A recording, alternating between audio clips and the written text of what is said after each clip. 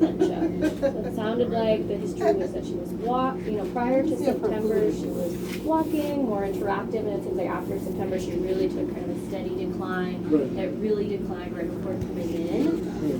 She came in with some pretty severe electrolyte abnormalities and some very severe constipation, which was the cause of the very abrupt decline right before she came in. Right. So extremely dehydrated, her sodium was really up. That can cause a lot of altered mental status. It's very severe constipation without obstruction that we saw in our abdominal scans. And she's been improving with the fluids we've been giving. So I think the sodium and the dehydration was the really big driver of why she was so altered before coming in. The cause of that, she might have had a tiny urinary tract infection that can make people confused. Then she wasn't eating, and as soon as you stop eating and drinking, it can just throw your electrolytes kind of all out of whack. Okay? So it sounds like, so we're kind of back to where she was around September, is my understanding, where she's Not September, I'd say back like 2 weeks ago. Okay. Because back in September she was walking with difficulty. Okay. The walker. She was going to the bathroom by herself. I'm just checking in. And so she was declining. Yeah. And she had a little bit of memory loss. But she was still pretty lucid. Yeah, sorry, I guess the episode that you guys talked about on the 22nd when she was brought into the ER, seemed like after that, like a few weeks after that, she started declining. After that. Exactly, sorry. So I know that event happened in September. So that's where we're kind of at now. I think, we fixed the acute issues that she came in with, the dehydration. I was able to back off on the fluids a little bit. I'm going to continue them through the day. Her urine culture was negative, but they didn't do a culture at Sharp, and since she got antibiotics there, we're just completing her for a very short course. It's plus minus with her. She had a true urinary tract infection, but just in caution, we're going to complete the course for that. And now we're wondering, what's causing the thing before the decline? I know she had some dementia, but I got an MRI brain to look into it to see if she had a stroke or anything else on top of the dementia. And we didn't see a stroke on the MRI, but there were some changes. And so I asked the neurologist to come see her today. So you're able to compare the MRI from a month ago to this one? Well, a month ago I just saw the CT scan. So she had a head CT scan that was stable from before. That brain MRI is the most sensitive scan we have of the brain. It gives us all the detail. So that's the new scan that we have. This current MRI? Yes. But when did you have an MRI before yesterday? My brain is mush. Okay. I think, If she's had one before, we can go search. I only had a CT scan from Right. before. so if there isn't, that would be interesting because I thought my dad said that she had an MRI. So it'd be interesting to compare that MRI to this MRI. Is it possible to get copies of those MRIs? It is. If you talk to the nurse, they can at least print out the reports, but if not, sometimes you can give CDs of those brain MRIs. And then Dr. Martin, he's really great. So he's our neurologist. He's going to see her today. Sometimes he has clinics, so they come by a little bit later.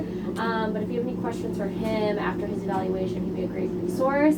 Because I want him to take a look. There's just some changes. Sometimes it's artifact, the way they move. But they're given those slight changes and her mental status change, just for him to take a look, see if there's any other diagnosis on top of the dementia that she may have, and if there's anything we could potentially do for it. And I'm glad that he's going to come and take a look at her, and I'll probably talk to him afterwards because I was just curious because with that rapid decline, I wasn't sure if it's something like a rapid progressive dementia or just regular dementia. That's the exact question. So you can see rapid decline in dementia. People can kind of hold on, and then something alters their equilibrium and illness, and then it just crashes.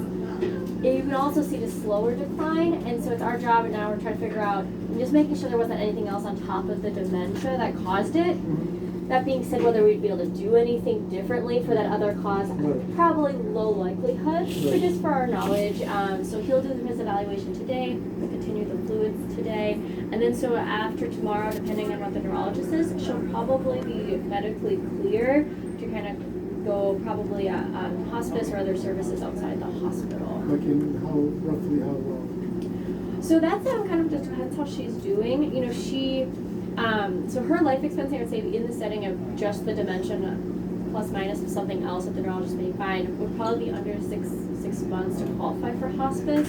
I would recommend it just for the amount of resources. So she has a lot of wounds all over, and it's really hard. If someone's not ambulatory, it's really hard. So I definitely recommend her going to a facility to get care at this point, just because it's 24 hours and just lifting and all the things that go with it. So that would probably be the ideal discharge plan for her. And that's why we're trying to get a hold of the case manager to send us a list of. Perfect. Yeah, he's on the case, and I think he should be reaching out to you guys shortly, or reaching out to the hospice agencies.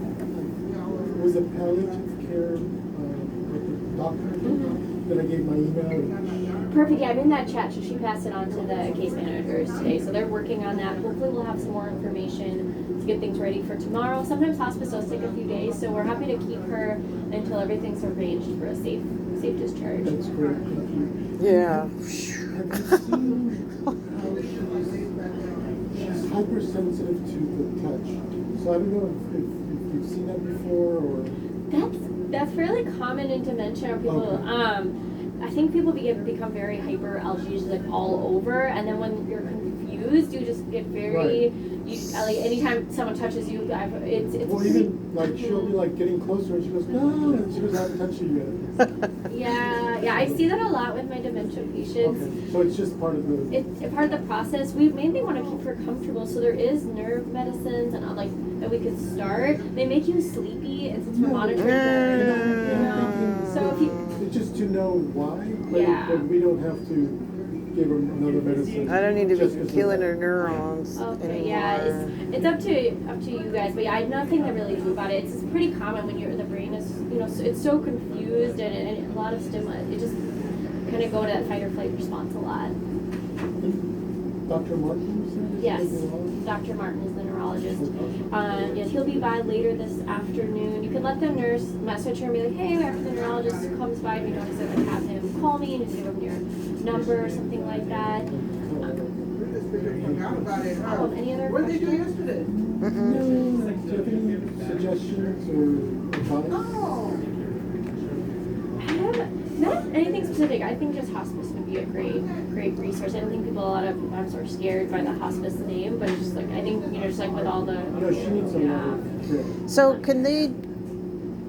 so she pooped a lot last night because she ate really well. Yeah, she did poop a lot. She still has probably a lot of stool to go. So I think the biggest thing that's another, recommendation is keeping on top of the bowel Okay. regimen. When you don't move, the body stops pooping. So that one of the And the big. body needs to move.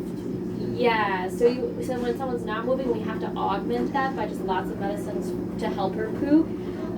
So she pooped a lot last night, but I imagine she still has a lot of stool. Her whole colon is filled with stool. So she still has some poop to go. So is there like a little machine they could put her legs to move? Maybe that'll help. Like. No, it's more just like it's not necessarily just one part of the body. It's just kind of like walking and doing that. So it's not much we can really augment besides with the medicines to put fiber and like augment. Try to get the bowels moving. Should we be massaging her? That could actually help sometimes. If you just kind of massage starting in this part of the colon and moving inward, just a few times a day can be helpful. Okay, cool. Kind of feel nice. And is it okay? Because I have an acupuncture person. They say they could help with the stool. That's great. Okay. Any sort of different modalities. There's not like great data to support like any of modalities because it's hard to do studies on that. But Okay. anything that seems to help her and be more Okay. comfortable, I would recommend. And then if she's having fluoride diarrhea all the time, then you can scale back. Uh-huh. But right now we're being fairly aggressive because she does have quite a bit of stool burden. Okay. Well, the change from coming here and then where she is now is tremendous. I'm so happy. Because It's a miracle. I mean, she is in her state, and that's not going to change. Yeah. But the fact that she's responsive, and she was like super original. Yeah, no, she was extremely dehydrated when she That first was came the in. dehydration. Yeah. Her sodium levels, which control our muscle contraction, and she was very high. She was very uremic. A lot of toxins built up, and Oh, no. so that's looking a lot better. She had a little bit of kidney injury from the dehydration, so she was very dehydrated. And so for right now, in dementia, we can't force people to eat. We would never put like a tube feed, but the most can just say encourage water and like Pedialyte and Ensure with protein drinks are kind of the best things, because sometimes people don't want to eat a full diet, but those kind of the liquids with protein and electrolytes are the most we can do to augment that. And here's my final question, and you probably won't be able to give advice, but my dad and my mom had a doctor, who's probably just down the road, but he's somebody who's like, should have retired a long time ago. The mother-in-law just passed away, so they closed the office, so there's you can't get a hold of him. I was telling my dad right now it's open enrollment, Yeah. and I'm gonna say like, come back to Scripps or Bishop. Yeah. So, but we need to contact that the new doctor. Yeah. That's a good question. So the case managers have her insurance, and if it's the same as your dad's insurance, they should be able to at least give you guys a number or a list of people to call. I could also include that in the case manager's chart. Because I think you should have, both of them should have a doctor and, at least a clinic to go to. I fully agree. Right. So I wasn't sure if we should make that change now, like for a new doctor, or right now it's not the time, but we can't get a hold of the old Old doctor. doctor. So that's that. I don't want to talk to the old doctor. That's a good question. I'm not like you should have a doctor said recommend as soon as possible for the open enrollment and the that insurance question. That'd be a question for the case managers. So when you talk to them about the hospice, I'd ask them more for your dad, because once someone's in hospice, that's another great thing about it.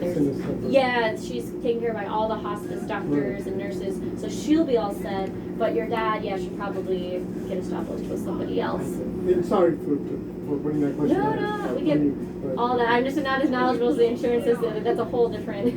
Right. So, thank you so much. You're welcome. If any other questions come up, concerns, tell the nurse I'm happy to call back, and I'm also here tomorrow. So Thank you. Thank you nice so to meet much. you. Take care. Bless you so much. Oh, Okay, good. I'm going to work. Going to work? Yeah. Oh, okay. So I'll do a little list so we can massage or. Oh, and what I did is, the massaging would be good. I went on the Sharp webpage, and then you filter the doctors, something near Chula Vista,